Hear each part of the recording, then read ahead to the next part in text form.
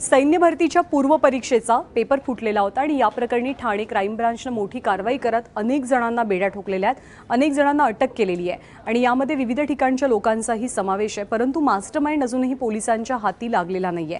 त्याचबरोबर जी केंद्र आहेत की जी केंद्र प्रशिक्षण देतात विद्यार्थ्यांना या सगळ्या पूर्ण परीक्षेसाठी, त्या केंद्रांमध्ये किती मोठ्या प्रमाणात घोळ सुरू आहे याची माहिती आता उजेडात येते आहे। रवींद्र कुमार लष्करातील पेपरफुटी प्रकरणाचा मास्टरमाइंड म्हणून वारंवार समोर येणारे हे नाव।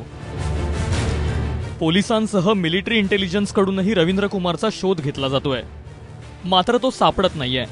नागपुरातल्या सैन्याच्या कुठल्याच आस्थापनेत रवींद्र कुमार नावाची कोणतीच व्यक्ती नाहीये। पोलीस सूत्रांकडून एबीपी माझाला मिळालेल्या माहितीप्रमाणे नागपुरात सैन्य दलातील कुठल्याही आस्थापनेत रवींद्र कुमार नावाचा कोणताही कर्मचारी कार्यरत नाही आहे। एवढंच नाही तर मिलिटरी इंटेलिजन्सनेही रवींद्र कुमारचा शोध सुरू केलेला आहे, मात्र अद्यापपर्यंत त्यांनाही यश आलेलं नाही। त्यामुळे हा रवींद्र कुमार नेमका कोण आहे आणि तो कुठे कार्यरत आहे असा प्रश्न निर्माण झालाय। पेपरफुटी प्रकरणी रंगेहात पकडलेल्या संतोष शिंदेनं याच रवींद्र कुमारला 1,35,00,000 देऊन पेपर मिळवले होते। गेल्या आठवड्यात नागपूरच्या कॉटन मार्केटमधल्या एका खासगी लॉजमध्ये त्याची आणि रवींद्र कुमारची भेट झाल्याचं तो सांगतो।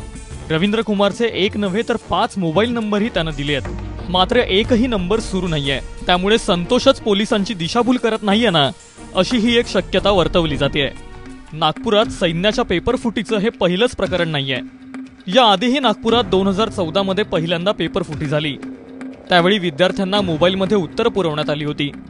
सीबीआयनं थेट परीक्षा केंद्रात धाड टाकून विद्यार्थ्यांना उत्तरांसह ताब्यात घेतलं। त्यानंतर 2016 मध्ये सैन्य भरती प्रक्रियेचे 9 प्रश्न फोडण्यात आले आणि आता तर थेट पेपरच फोडण्यात आलाय। सैन्य दलाला हादरा देणाऱ्या या पेपरफुटी प्रकरणी ठाणे क्राईम ब्रांचची धडक कारवाई सुरूच असून आता नाशिकमधून 3घांना अटक करण्यात आली आहे। त्यापैकी संदीप नागरे आणि किरण गामणे हे दोघं नाशिककर करिअर अकादमी चालवत असल्याची माहिती समोर येते। त्यामुळे राज्यातील लष्करी प्रशिक्षण देणाऱ्या सगळ्याच संस्था पोलिसांच्या रडारवर आल्यात।